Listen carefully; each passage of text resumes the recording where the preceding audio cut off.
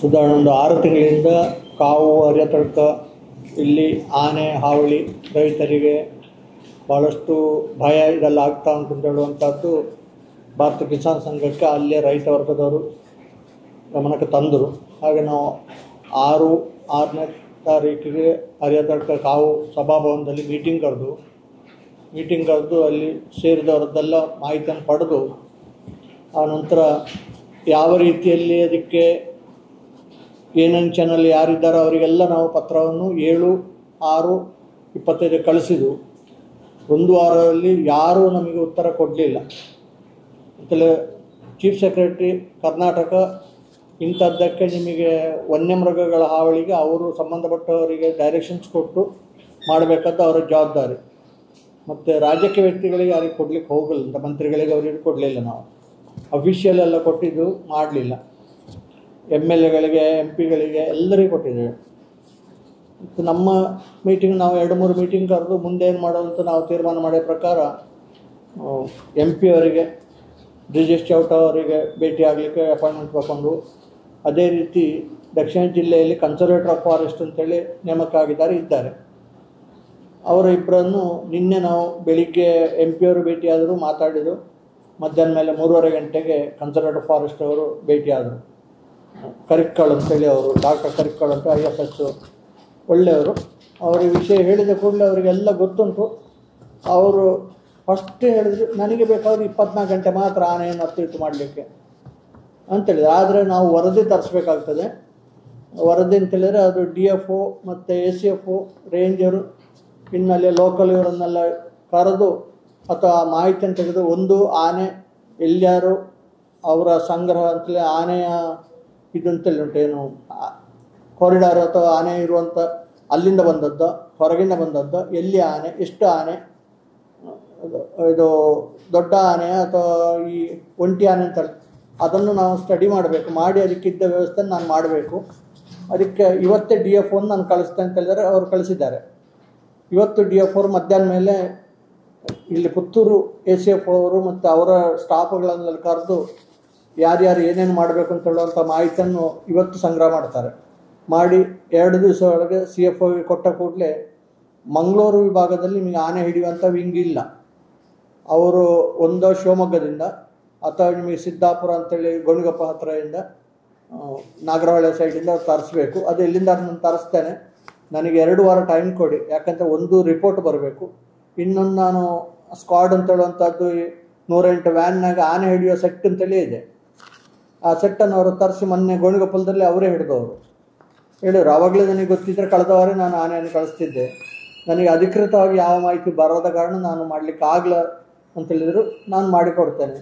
ಇನ್ನೊಂದು ಅವರು ಏನು ಹೇಳಿದ್ರು ಅಂತ ಹೇಳಿದ್ರೆ, ಯಾವುದೇ ಕಾಡು ವನ್ಯ ಪ್ರಾಣಿಗಳು ನಮಗೆ ಸಾಮೂಹಿಕವಾಗಿ ಉಪದ್ರ ಮಾಡ್ತಂತಲೇ ನನಗೆ ಮಾಹಿತಿ ಕೊಡಿ, ನಾನು ರಕ್ಷಣೆ ಮಾಡಲಿಕ್ಕೆ ಸಂಬಂಧಪಟ್ಟ ಅಧಿಕಾರಿ ನಾನು ಮಾಡಿಕೊಡ್ತೇನೆ ಅಂತ ಅವರು ಒಪ್ಪಿದ್ದಾರೆ. ಚೆನ್ನಾಗಿ ನಮ್ಗೆ ಮಾತಾಡಿದರೆ. ಅವರು ಬೇರೆ ಬೇರೆ ವಿಚಾರಗಳನ್ನು ಹೇಳಿದರು. ಹಾಗೆ ಅವರಿಗೆ ಕೊಟ್ಟ ಪ್ರಕಾರ ಈಗ ನಾವು ಕೂಡ ಅರೆತಡ್ಕ ಸಭೆಯಲ್ಲಿ ಹೇಳಿದ್ದೇವೆ, ನಮಗೆ 1 ವಾರ ಅಥವಾ ಒಂದು 10 ದಿವಸ ಟೈಮ್ ಕೊಡಿ, ನಾವು ಏನೋ ನಮ್ಮಿಂದಾದ ಪ್ರಯತ್ನ ನಾವು ಮಾಡ್ತೇವೆ ಅಂತೇಳಿ ಅಲ್ಲಿಯ ರೈತ ವರ್ಗದವರಿಗೆ ನೊಂದವರಿಗೆ ನಾವು ಹೇಳಿದ್ವಿ. 1 ತಿಂಗಳ ಹಿಂದೆ ನಿಮಗೆ ಪರ್ಲಂಪಾಡಿಯಲ್ಲಿ ಒಬ್ಬರು ರಬ್ಬರ್ ಟ್ಯಾಪಿಂಗ್ ಮಾಡೋ ಹಿಂಸು ತೀರಿ ಹೋಗಿದ್ದಾರೆ ಆನೆಯಿಂದಾಗಿ. ಆ ಬಗ್ಗೆ ಕೂಡ ಬೇರೆ ಬೇರೆ ಪಕ್ಷದವರು ವ್ಯಕ್ತಿಗಳು ಬಂದು ಪರಿಹಾರ ಕೊಡ್ತೇವೆ, ಅದು ಕೊಡ್ತೇವೆ, ಇದು ಕೊಡ್ತೇವೆ ಅಂತ ಹೇಳಿದ್ದಾರೆ ಹೊರತು ಯಾವುದೂ ಅವರಿಗೆ ಉತ್ತರ ಸಿಕ್ಕಲಿಲ್ಲ. ಅದನ್ನು ಕೂಡ ನಾವು ಕನ್ಸರ್ವೇಟರಿಗೆ ಹೇಳುವಾಗ ಈ ರಿಪೋರ್ಟ್ ಕಲೆಕ್ಷನ್ ಮಾಡುವಾಗ ಅದನ್ನು ನಾವು ಕಲೆಕ್ಷನ್ ಮಾಡ್ತೇವೆ. ಮಾಡಿ ಡೆತ್ ಆದ್ದು ನನಗೆ ರಿಪೋರ್ಟ್ ಉಂಟು, ಆದರೆ ಏನಾಗಿ ಹೇಗೆ ಇಲ್ಲಿ ಅಂತೇಳೋ ಮಾಹಿತಿ ನನ್ನ ಹತ್ರ ಇಲ್ಲ. ಆದರೆ ಫಾರೆಸ್ಟ್ ಡಿಪಾರ್ಟ್ಮೆಂಟಿಂದಲೂ ಮತ್ತು ಗೌರ್ಮೆಂಟಿಂದ ಅದಕ್ಕಾಗೋ ಪರಿಹಾರವನ್ನು ನಾನು ಕೊಡಿಸ್ತೇನೆ. ನನಗೆ ಒಂದು 6-7 ಲಕ್ಷ ರೂಪಾಯಿವರೆಗೆ ಕೊಡುವಷ್ಟು ಮಾತ್ರ ಮಿತಿ ಇರೋದು. ಅದು ಏನು ನಾನು ಅದನ್ನು ವ್ಯವಸ್ಥೆ ಮಾಡ್ತೇನೆ ಅಂತ ಅವರು ಒಪ್ಪಿದ್ದಾರೆ. ಈಗ ನಮ್ಮ ಇದೇನು ಅಂತಂದರೆ, ಕಾಡು ಪ್ರಾಣಿಗಳು ಅದರಲ್ಲಿ ನಾವು ಮಂಗವನ್ನು ಕೂಡ ವ್ಯವಸ್ಥೆ ಮಾಡಬೇಕಂತ ಹೇಳಿದೆವು, ಹಂದಿಯನ್ನು ವ್ಯವಸ್ಥೆ ಮಾಡಬೇಕಂತ ಹೇಳಿದೆವು. ಕಾಟಿ ಬಗ್ಗೆ ಸ್ವಲ್ಪ ಅದು ವೈಲ್ಡ್ ಬಫೆಲೋ ಅಂತ ಹೇಳುವಂಥದ್ದು ಭಾಳ ಕಡಿಮೆ ಇರುವಂಥದ್ದು. ಅದರ ಬಗ್ಗೆ ನಾನು ಈಗ ಏನು ಭರವಸೆ ಕೊಡಲಿಕ್ಕೆ ಆಗೋದಿಲ್ಲ. ಹಂದಿ ಬಗ್ಗೆ ಅಂತೇಳಿದ್ರೆ ಅವರ ಫಾರೆಸ್ಟ್ ಇದರಲ್ಲಿ 3 ಕ್ಯಾಟಗರಿ ಉಂಟಂತೆ. ಎಂಡೇಂಜರ್ ಸ್ಪೀಸೀಸು 1ನೇ ಒಂದು, ಈಗ ಆ ಕಡೆ ತುಂಬವೂ ಇಲ್ಲ ಕಮ್ಮಿ ಇಲ್ಲ ಅಂತ ಹೇಳುವಂಥ 2ನೇ ಇದು. ಮೂರನೇದು ನಿಮಗೆ ಕಾಡು ಪ್ರಾಣಿಗಳು, ಅದಕ್ಕೆ ಯಾವ ಕಾನೂನು ಲಗಾವೂ ಇಲ್ಲ. ಆದರೆ ಮೇನಕಾ ಗಾಂಧಿ ಇರುವಾಗ ಎಲ್ಲ ಪ್ರಾಣಿಗಳನ್ನು 1-2ಕ್ಕೆ ತಂದಿಟ್ಟಿದ್ದಾಳೆ. ಇಟ್ಟ ಕಾರಣ ಹಂದಿಯನ್ನು ಕೊಂದರೂ ಕೂಡ ಕೇಸ್ ಆಗ್ತದೆ. ಅದಕ್ಕೆ ಅವರು ಹೇಳಿದರು ಅಂತೇಳಿದ್ರೆ ಅಸೆಂಬ್ಲಿಯಲ್ಲಿ ಮತ್ತು ಪಾರ್ಲಿಮೆಂಟ್ನಲ್ಲಿ ಹಂದಿ ಮಂಗ ಇದನ್ನೆಲ್ಲ 3ನೇ ಕ್ಯಾಟಗರಿಗೆ ತಂದು ಕೊಟ್ಟರೆ ನಾನು ನಿವಾರಣೆ ಮಾಡಿ ಕೊಡ್ತೇನೆ. ಆವಾಗ ನಮ್ಮ ಹತ್ರ MLC ಅವರು ಶ್ರೀಧರ್ ಅವರು ಇದ್ದರು, ಅವರು ಅಸೆಂಬ್ಲಿಯಲ್ಲಿ ಇದು ಮಾಡ್ತೇನೆ ಅಂತೇಳಿದ್ರು. ಮತ್ತು ಕಿಶೋರ್ ಅವರಿದ್ದರು. ಹಾಗೆ ಆನಂತರ MP ಅವ್ರಿಗೆ ಹೇಳಿದರು. ಅವರಿಬ್ಬರು ಪ್ರಯತ್ನ ಮಾಡಿ ಈ ಕೆಲವು ಪ್ರಾಣಿಗಳು, ಹಂದಿ ಏನು ಕಮ್ಮಿ ಇಲ್ಲ, ಅವರು ಲೆಕ್ಕ ಮಾಡಿದ್ದು ಕಮ್ಮಿ ಇರ್ಬೋದು, ಮಂಗಗಳು ಏನು ಕಮ್ಮಿ ಇಲ್ಲ. ಆದರೆ ಮೇನಕಾ ಗಾಂಧಿ ಇರೋ ಸಮಯದಲ್ಲಿ ಸರ್ಕಸ್ ಕೂಡ ನಿಲ್ಲಿಸಿದಾಗ ಇದೆಲ್ಲ ಇದಾಗಿದೆ. ಅದನ್ನು ನಾನು ಚೇಂಜ್ ಮಾಡಿ ಅಂತ ನಾನು ಕಂಟ್ರೋಲ್ ಮಾಡಿ ಕೊಡ್ತೇನೆ. ಅದೆಲ್ಲೇ ಒಂದು ಕಡೆಯಲ್ಲಿ ಹೇಳಿದರು ಸಂತಾನಹರಣ ಮಾಡುವಂಥದ್ದು, ಮತ್ತು ಅದನ್ನು ಕೆಲವೆಲ್ಲ ಅವರ ಅರಣ್ಯ ವ್ಯವಹಾರದಲ್ಲಿ ಹೇಳಿದರು. ಅದನ್ನು ಮಾಡಿ ಮಂಗವನ್ನು ಇದು ಮಾಡಲಿಕ್ಕಾಗ್ತದೆ. ಅಥವಾ ನೀವೇ ಊರಿನವರು ಯಾರ ಹತ್ರ ಮಂಗ ಹಿಡಿತೇವೆ ಅಂತೇಳಿ ನಮ್ಮ ಹತ್ರ ಪರ್ಮಿಷನ್ ಮಂಗ ಹಿಡಿದ್ರೆ ನಾವು ಅದನ್ನು ಎಲ್ಲಿಗೆ ಟ್ರಾನ್ಸ್ಪೋರ್ಟ್ ಮಾಡಬೇಕು ನಾವು ಮಾಡಿ ವ್ಯವಸ್ಥೆ ಮಾಡ್ತೇವೆ. ನಮ್ಮ ಹತ್ರ ಈಗ ಪರ್ಟಿಕ್ಯುಲರ್ ಮಂಗ ಹಿಡಿಯೋರು ಇಲ್ಲ ಅಂತ ಅದನ್ನು ಹೇಳಿದರು. ನಮಗೆ ಭರವಸೆ ಏನಾದ್ದು ಅಂತೇಳಿದ್ರೆ ನಾವು ಮೊದಲಾಗಿ ಕಳಿಸಿದ್ದೇವೆ. ಮತ್ತು ನಿನ್ನೆ ಕೊಟ್ಟ ಕೂಡಲೇ ಅವ್ರು ಹೇಳಿದ್ರು ಇದೆಲ್ಲ ದೊಡ್ಡ ವಿಷಯ ಅಲ್ಲ, ನನಗೆ ಕರೆಕ್ಟ್ ರಿಪೋರ್ಟ್ ಇದ್ದರೆ 24 ಗಂಟೆಯಲ್ಲಿ ನಾನು ಮಾಡಿಕೊಡ್ತೇನೆ ಅಂತ ಒಪ್ಪಿದ್ದಾರೆ ಅವರು. ಹಾಗೆ ಕೂಡಲೇ ಅವರು DFO ಅವರು ಇವರಿಗೆ ಹೇಳಿ ಇವತ್ತು ಶುರು ಮಾಡಿದ್ದಾರೆ. ಅಂತೂ 2 ವಾರದಲ್ಲಿ ಈ ಆನೆಯ ಉಪಟಳಗಳನ್ನು ಸ್ಥಳಾಂತರ ಮಾಡೋದು ಅಥವಾ ಅದಕ್ಕೇನು ಭದ್ರತೆ ಮಾಡುವಂಥದ್ದು ಮಾಡಿಕೊಡ್ತಂದು ಒಪ್ಪಿದ್ದಾರೆ. ಅಂತೂ 2 ವಾರದಲ್ಲಿ ಆಗಿದ್ರೆ ನಾವು ವಾಪಸ್ ಬೆನ್ನು ಹತ್ತುತ್ತೇವೆ. ಇದು ಮುಖ್ಯ ಅಂಶಗಳು. ಮತ್ತು ವಿವರಗಳನ್ನು ಬರೆದಿದ್ದೇನೆ ನಾನು, ಅದನ್ನು ಓದಿ ಹೇಳಬೇಕು ಅದನ್ನು. ಹಾಂ, ಬೇರೆ ಏನಾದ್ರು 1 ವರ್ಷ ಆಯ್ತು, ಕಳೆದ ಜೂನಲ್ಲಿ ಬಂದದ್ದು ಮೇ ಲಾಸ್ಟ್ ಈಚೆ ಪುತ್ತೂರು ತಾಲೂಕಿಗೆ ಅತಿಗಾಣೆ. ಆದ್ರೆ ಅವರಿಗೆ ಮಾಹಿತಿ ಇಲ್ಲ ಅಂತ ಹೇಳಿದ್ರೆ ಇಲ್ಲಿಂದ ಸರಿ ಕೊಟ್ಟಿಲ್ಲ ಅಂತ ಲೋಕಲ್ ಇಲ್ಲ. ಯಾರು ಕನ್ಸರ್ವೇಟರ್ ಹೇಳೋ ಪ್ರಕಾರ ಪೇಪರ್ನ ಇದು ಮಾತ್ರ ಅವರಿಗೆ ಬಂದಿ ಹೊರತು ಲಿಖಿತವಾಗಿ ನಿನ್ನೆ ನಾವು ಕೊಡೋಲ್ಲವರೆಗೆ ಅವರಿಗೆ ಯಾವ ಲಿಖಿತವಾದ ಇದು ಇಲ್ಲ. ಅವರು ಯಾಕೆ ಲಿಖಿತವಾಗಿ ತಗೊಳ್ಳಿಲ್ಲ ಅಂತ ಅಥವಾ ಯಾರು ತರಿಸಲಿಲ್ಲ ಅಂತ ಹೇಳಿದರೆ ಒಬ್ಬೊಬ್ಬರಿಂದ ಒಂದೊಂದು 4 ಆನೆ ಉಂಟು, 3 ಆನೆ ಉಂಟು, 2 ಆನೆ ಉಂಟು, ಬಂತು ಹೋಯಿತು ಹೀಗೆ ಹೇಳಿದ್ದಕ್ಕೆ ಅವರು ಏನು ಆ್ಯಕ್ಷನ್ ಮಾಡಲಿಕ್ಕೆ ಆಗೋದಿಲ್ಲ. ಒಂದು ಪಂಚಾಯತ್ನವರು ಕೊಡಬೇಕು ಅಥವಾ ಲೋಕಲ್ MLAಗಳೇ ಇವರು ಕೊಡಬೇಕು ಅಥವಾ ಸಾರ್ವಜನಿಕ ನಾವು ಸಂಸ್ಥೆ ಕೊಟ್ಟದ್ದೆಲ್ಲಿಗೆ ಪುತ್ತೂರು ರೇಂಜಿಗೆ, ಪುತ್ತೂರು ರೇಂಜ್ ಆಫೀಸಿಗೆ ಕೊಟ್ಟದ್ದು. ಪುತ್ತೂರು ರೇಂಜ್ ಆಫೀಸ್ನವರು ನಾನು ಏನು ಹೇಳೋದು, ನಾವೀಗ ಸುಮ್ಮನೆ ಮಾತಾಡಿದ್ದು. ಈಗ ಅಧಿಕಾರಿ ವರ್ಗದವರಿಗೆ ಜವಾಬ್ದಾರಿ ಅಂತ ಹೇಳೋದು ಏನು ಅಂತ ಅವರಿಗೆ ಗೊತ್ತಿಲ್ಲ. ನಿನ್ನೆ ಒಬ್ಬರ ಹತ್ರ ಹೀಗೆ ಮಾತಾಡುವಾಗ ಮಂಗಳೂರಿನಲ್ಲಿ ಕನ್ಸರ್ವೇಟರ್ ಆಫೀಸ್ ಉಂಟಂತೇಳಿ ಗೊತ್ತಿಲ್ಲ. ಹೌದು, ಗೊತ್ತಿಲ್ಲ. ಅವರು ಅಲ್ಲಿದ್ದರು ಲಾಲ್ಬಾಗಿನಲ್ಲಿ KSR ಬಸ್ ಸ್ಟ್ಯಾಂಡ್ ಹತ್ರ, ಅಲ್ಲಿ ಆಫೀಸ್ ಸಣ್ಣ ಮನೆಯಲ್ಲಿತ್ತು.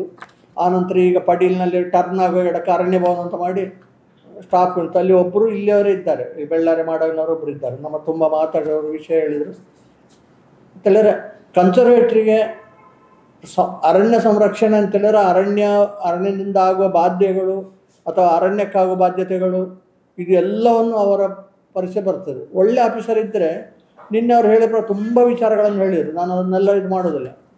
ಅದನ್ನು ಯಾರು ಅಳವಡಿಸಬೇಕು? ಈಗ ಅವ್ರು ಹೇಳಲಿಲ್ಲ ಅಂತೇಳಿ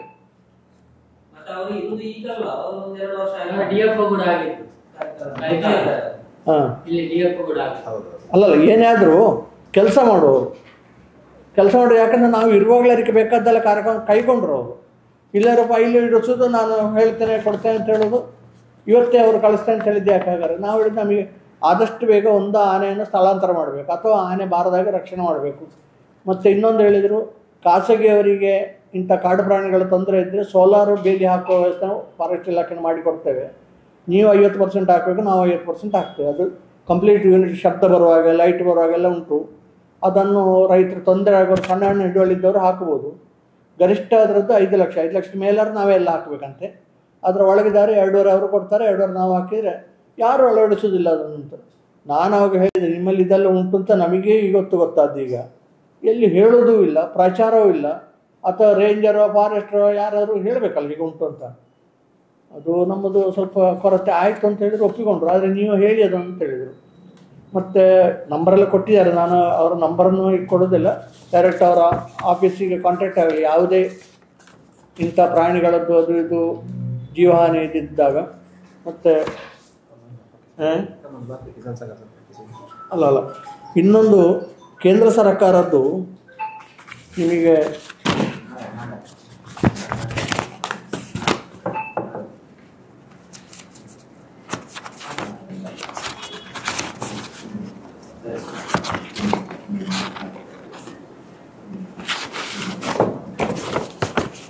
ಕೃಷಿಕ ದುರ್ಗಂತ ಕಲ್ಯಾಣ ಯೋಜನೆ ಅಂತೇಳಿ ಉಂಟು. 2010 ದುರ್ಘಟನಾ ಕಲ್ಯಾಣ ಯೋಜನೆ ಅಂತ 2019 ಜಾರಿಯಾಗಿದೆ. ಎಷ್ಟು ಜನರಿಗೆ ಗೊತ್ತುಂಟು ಇದು? ಎಷ್ಟು ಜನ ಪ್ರಚಾರ ಕೊಟ್ಟಿದ್ದಾರೆ ಇದು? ಅಲ್ಲ ಹೇಳ್ತೇನೆ ನೋಡಿ, ಇದಕ್ಕೆ ಬೇಕಾಗೋದು ಅಂತ ಹೇಳಿದರೆ ಅಪ್ಲಿಕೇಶನ್ ಆನ್ಲೈನಲ್ಲಿ ಹಾಕಬೇಕಾದ್ದು. ಇದಕ್ಕೆ ತೊಂದರೆ ಆದವರು ಕೊಡಬೇಕಾದ್ದು ಪ್ರಾಯದ certificate, Aadhaar, family member details, bank details ಇಷ್ಟು ಕೊಟ್ಟು ಇದು ಮಾಡಿದರೆ ನಿಮಗೆ ಈಗ ಏನಾದ್ರು ಡ್ಯಾಮೇಜ್ ಆಕ್ಸಿಡೆಂಟ್ ಆಗಿದ್ದರೆ ಅಥವಾ ಪ್ರಾಣಿಗಳಿಂದಾಗಿ ಏನಾದ್ರು ತೊಂದರೆ ಆಗಿದ್ದರೆ, ಡೆತ್ ಆಗಿದ್ದರೆ ಎಲ್ಲ ಡೈರೆಕ್ಟ್ ಅವರ ಅಕೌಂಟಿಗೆ ಸೆಂಟ್ರಲ್ ಗೌರ್ಮೆಂಟಿಂದ ಕೊಡ್ತಾರೆ. ಇದು ಯಾರು ಮೂರನೇ ವ್ಯಕ್ತಿ ಯಾರು ಇನ್ವಾಲ್ವ್ ಆಗಲಿಕ್ಕಿಲ್ಲ. ಅದು ಎಲ್ಲಿ ಆಗಿದೆ ಆ ಸ್ಪಾಟಿಂದ ಅವ್ರಿಗೆ GPS ಪ್ರಕಾರ ಅಪ್ಲೋಡ್ ಮಾಡಬೇಕು. ಅಲ್ಲ ಡೆತ್ ಅಂತಲ್ಲ, ನಿಮಗೆ ಪ್ರಾಣಿಗಳಿಂದ ಅಥವಾ ಯಾವುದೇ ಪ್ರಾಕೃತಿಕ ಇದರಿಂದಾಗಿ ನಿಮಗೆ ಕೃಷಿಕರಿಗೆ ಏನು ತೊಂದರೆಗಳಾದಾಗ ಪರಿಹಾರ ಕೇಂದ್ರ ಸರ್ಕಾರ ಡೈರೆಕ್ಟ್ ಕೃಷಿಕ ದುರ್ಘಟನಾ ಕಲ್ಯಾಣ ಯೋಜನೆ ಅಂತೇಳಿ ಅದು ಬೇರೆ ಬೇರೆ ಇದರಿಂದ ಇಲ್ಲಿ ಹೇಳ್ತಾರೆ. ಈಗ compensation for loss of both hands and legs 5 lakh rupees. In case of loss of one hand, 5 lakh rupees. One hand and 1 foot. 1 foot. 5 lakh. In case of disability of 1 leg, 1 hand, financial assistance up to 2 to 3 lakhs. In case of death of the farmer in accident, a compensation amount up to 5 lakh will be given. In case of disability which is more than 25% but less than 50%, assistance will be 1 to 2 lakh. In case of loss of eye due to the accident, assistance up to 5 lakh.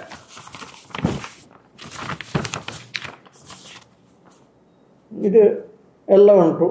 ಮತ್ತು ನಿಮಗೆ ಭೂಮಿಯಲ್ಲಿ ಇನ್ನೊಬ್ಬರ ಭೂಮಿಯಲ್ಲಿ ಕೆಲಸ ಮಾಡ್ತಿದ್ರು, ಅವರ ಒಪ್ಪಿಗೆ ಕೊಟ್ಟರಾಯ್ತು, ನನ್ನಲ್ಲಿ ಆದ್ದು ಅಂತೇಳಿ ಕೊಟ್ಟರಾಯ್ತು. ಏನು ಮಾಡಲಿಕ್ಕಿಲ್ಲ. ಲೀಸ್ನಲ್ಲಿದ್ದ ಭೂಮಿ ಆದರೂ ಲೀಸ್ ಅಗ್ರಿಮೆಂಟನ್ನು ಒಟ್ಟಿಗೆ ಪ್ರೊಡ್ಯೂಸ್ ಮಾಡಿರಾಯ್ತು, ನಾನು ಲೀಸ್ನಲ್ಲಿದ್ದೇನೆ, ಇಲ್ಲಿ ಏನುಂಟು ನೀವು ಸತ್ಯವನ್ನು ನೀವು ಆನ್ಲೈನಲ್ಲಿ ಸಬ್ಮಿಟ್ ಮಾಡಿದಾಗ ಸಂಬಂಧಪಟ್ಟವರು ಇದು ಮಾಡ್ತಾರೆ, ಡೈರೆಕ್ಟ್ ಅಕೌಂಟಿಗೆ ಬರ್ತದೆ. ಹೆಚ್ಚಂತ 15ರಿಂದ 1 ತಿಂಗಳು ಬೇಕಾಗೋದು ಇದು ಪೇಮೆಂಟ್ ಆಗಲಿಕ್ಕೆ.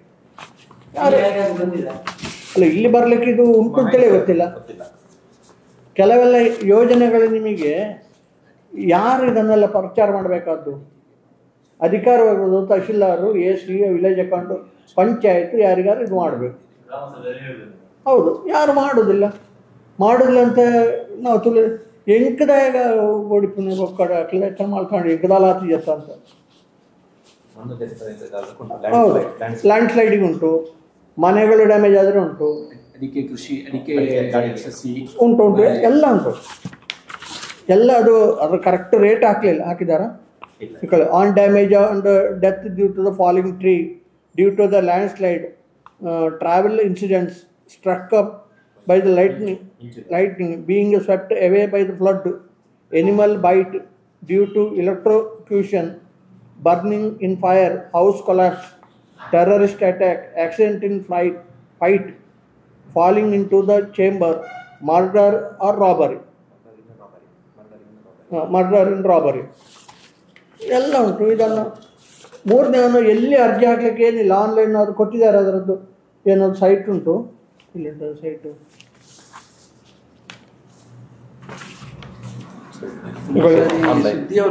ಆನ್ಲೈನ್ ನೋಡಿ, ಆನ್ಲೈನ್ ಈ ಡಿಸ್ಟ್ರಿಕ್ಟ್ ಅಂತ ಓಪನ್ ಮಾಡಿ, ಯಾವ ಡಿಸ್ಟ್ರಿಕ್ಕು ಯಾವ ಏರಿಯಾ ಅಂತ ಮಾಡಿ GPS ಓಪನ್ ಮಾಡಿ GPS ಲಿಂಕ್ ಆಗ್ತದೆ ಅವರಿಗೆ. ಲಿಂಕ್ ಆದ ನಂತರ ಹಾಕ್ತಾ ಬರಬೇಕು. ಹೌದು, ಇಷ್ಟೇ ಕೆಲಸ ಇರೋದು. ಈಗ ಎಲ್ಲ ಮಾಡ್ತಾರೆ, ವಾಟ್ಸಪ್ಪು, ಫೇಸ್ಬುಕ್ಕು ಎಲ್ಲ ಉಂಟು. ಆವಾಗ ಇದನ್ನು ಮಾಡಿದರೆ ಸಾಧಾರಣ ನನ್ನ ಅಂದಾಜು ಒಂದೊಂದು ತಾಲೂಕಿನಲ್ಲಿ 1,000-2,000 ಜನರಿಗೆ ಇದರಿಂದ ಪ್ರಯೋಜನ ಉಂಟು. ಉಪಯೋಗ ಮಾಡೋದಿಲ್ಲ ನಾವು ಅಷ್ಟೇ. ಮತ್ತು ಸರ್ಕಾರ ಇದನ್ನು ಪ್ರಚಾರ ಮಾಡ್ತಾ ಇಲ್ಲ. ಅಲ್ಲ, ಇದು ಇಡೀ ಭಾರತದಲ್ಲಿ ನಿಮಗೆ ಈಗ ಕಾಶ್ಮೀರಕ್ಕೂ ಸೇರಿತ್ತು ಮೊನ್ನೆ ನಂತರ ಲಗ ಇರುವಂಥದ್ದು ಇದಕ್ಕೆ ಇರುವಂಥ ಒಂದು ಫಂಡ್ ಗಿಂಡು ಇದೇ ಉಂಟು, ಸ್ವಾಭಾವಿಕ ವಿಕೋಪಗಳಿಗೆ ಪರಿಹಾರ ಕೊಡುವಂಥದ್ದುಂಟು. ನಾವು ಇಷ್ಟೇನು ಅಪ್ಲೈ ಮಾಡಿದ್ದೇವೆ ಅಂತ ಅದೇ ಅವರು CF ಅವರು ಹೇಳಿದರು. ಸೋಲಾರ್ ಇದರದ್ದು ಸಾಧಾರಣ 10-15 ವರ್ಷದಿಂದ ಉಂಟಂತ ಅವ್ರ ಪ್ರಾಜೆಕ್ಟು. ಯಾರು ಅಪ್ಲೈ ಮಾಡಲ್ಲ, ಅವರು ಹಾಕಿದಾರಂತೆ. ಹಾಕಿದ್ರಲ್ಲಿ ಮೇಂಟೆನೆನ್ಸ್ ಇಲ್ಲದ ಕಾರಣ ಅದು ವರ್ಕ್ ಆಗ್ತಾ ಇಲ್ಲ. ಹಾಗೆ ನಾವು ಹಾಕೋದು ಬಿಟ್ಟಿದ್ದೇವೆ. ಈಗ ಯಾರಿಗೆ ತೊಂದರೆ ಉಂಟು ಅವ್ರು ಹಾಕ್ತಿದ್ರೆ ನಮ್ಮಿಂದ ಡೈರೆಕ್ಟ್ ಉಂಟು, ನಮಗೊಂದು ನಮ್ಮ ಹತ್ರ ಪರ್ಮಿಷನ್ ತಗೊಂಡ್ರೆ ಆಯಿತು ಅಂತ. ಮತ್ತು ಅವರ ಹಾಕೋ ಯೂನಿಟೇ ಇದ್ದಾರಂತೆ, ಇದು ಅವರೇ ಬಂದು ಹಾಕಿ 3 ವರ್ಷ ಅವರು ಮೇಂಟೈನ್ ಮಾಡ್ತಾರಂತೆ. 3 ವರ್ಷ ನಂತರ ನಾವು ಮೇಂಟೈನ್ ಮಾಡಬೇಕು. ಅದೇ ಅವರು ಹಾಕಿದ್ದು ಮೇಂಟೆನೆನ್ಸ್ ಇಲ್ಲದೆ, ಲೋಕಲ್ ಮೇಂಟೆನೆನ್ಸ್ ಇಲ್ಲದೆ ವರ್ಕ್ ಹಾಂ ಅದು ಆಗಲ್ಲ. ಹಾಗಾಗಿ ನಾವು ಡೈರೆಕ್ಟ್ ಹಾಕೋದನ್ನು ಈಗ ನಿಲ್ಲಿಸಿದ್ದೇವೆ. ವೇಸ್ಟ್ ಆಗ್ತದೆ ದುಡ್ಡು. ಅವರವ್ರ ಬೆನಿಫಿಷಿಯರ್ಸ್ ಹಾಕಿದ್ರೆ ಅಟ್ಲೀಸ್ಟ್ ಹಸಿ ಹಗ್ಗ ಎಲ್ಲ ತೆಗೆದು ಮಾಡ್ತಾರೆ, ಅದನ್ನು ರೈತರು ಮಾಡ್ಬೋದು ಅಂತ ಹೇಳಿದ್ದಾರೆ. ದೊಡ್ಡ ಏರಿಯಾಕ್ಕೆ ಹಾಕೋದಿಲ್ಲ. ಹೌದು ಹೌದು. ಅಲ್ಲ 5 ಲಕ್ಷ ಮಿತಿಯೊಳಗೆ ಸಣ್ಣ ಒಂದು 5 ಎಕರೆಗೆ 5 ಲಕ್ಷ ಬೇಕಾಗ್ತದೆ. ಇದು ಫಂಡ್ ಫೆನ್ಸಿಂಗ್ ಆಗುವಾಗ ಇರ್ಬೋದು. ಅಲ್ಲ 3 ವರ್ಷ ಅವರು ಮಾಡ್ತಾರೆ, ಹಾಕಿದವರು ಮಾಡ್ತಾರೆ. ವಿವೇಕಾನಂದ ಪದವಿ ಪೂರ್ವ ಕಾಲೇಜು, ನೆಹರು ನಗರ, ಪುತ್ತೂರು. ಅನುಭವಿ ಅಧ್ಯಾಪಕ ವೃಂದದಿಂದ ಬೋಧನೆ, ವಿಶಾಲ ಜ್ಞಾನ ಭಂಡಾರವನ್ನ ಹೊತ್ತ ಗ್ರಂಥಾಲಯ, ವಿಶಾಲವಾದ ಪ್ರಯೋಗಾಲಯಗಳು. ನೀಟ್, ಜೆಇಇ, ಸಿಇಟಿ ಹಾಗೂ ಸಿಎ ಫೌಂಡೇಶನ್ ಕೋರ್ಸ್ಗಳಿಗೆ, IAS, IPS ನಂತಹ ಸ್ಪರ್ಧಾತ್ಮಕ ಪರೀಕ್ಷೆಗಳಿಗೆ ತರಬೇತಿ. ವಿಕಸನ ಟಿವಿ ಹಾಗೂ radio Panchajanya 90.8 FM. College bus ವ್ಯವಸ್ಥೆ, ಕ್ರೀಡೆಗೆ ಒತ್ತು ಕೊಟ್ಟು ವಿಶಾಲವಾದ ಕ್ರೀಡಾಂಗಣ. ವಿದ್ಯಾರ್ಥಿನಿಯರಿಗಾಗಿ ಕಾಲೇಜ್ ಕ್ಯಾಂಪಸ್ನಲ್ಲೇ ಪ್ರತ್ಯೇಕ ವಸತಿ ನಿಲಯಗಳು. ಅರ್ಹ ಬಡ ಪ್ರತಿಭಾವಂತ ವಿದ್ಯಾರ್ಥಿಗಳಿಗಾಗಿ ಹಲವು ವಿದ್ಯಾರ್ಥಿ ವೇತನಗಳು. ಪ್ರತಿ ವರ್ಷವೂ ರಾಷ್ಟ್ರ, ಅಂತಾರಾಷ್ಟ್ರೀಯ ಮಟ್ಟದಲ್ಲಿ ಸಾಧನೆಗೈಯುತ್ತಿರುವ ವಿದ್ಯಾರ್ಥಿ ಸಮೂಹ. ನಮ್ಮಲ್ಲಿ ಲಭ್ಯವಿರುವ ಕೋರ್ಸ್ಗಳು: ವಿಜ್ಞಾನ ವಿಭಾಗ, PCMB, PCMC, PCMS, PCMA. ವಾಣಿಜ್ಯ ವಿಭಾಗ SCBA, SCBA, ECBA. ಕಲಾ ವಿಭಾಗ HPS. ಭಾಷೆಗಳು ಇಂಗ್ಲಿಷ್, ಕನ್ನಡ, ಹಿಂದಿ, ಸಂಸ್ಕೃತ. ವಿವೇಕಾನಂದ ಪದವಿ ಪೂರ್ವ college, Nehru Nagar, Puttur. 80737 00468 81050 72386. Website www.vivekanandapuc.com.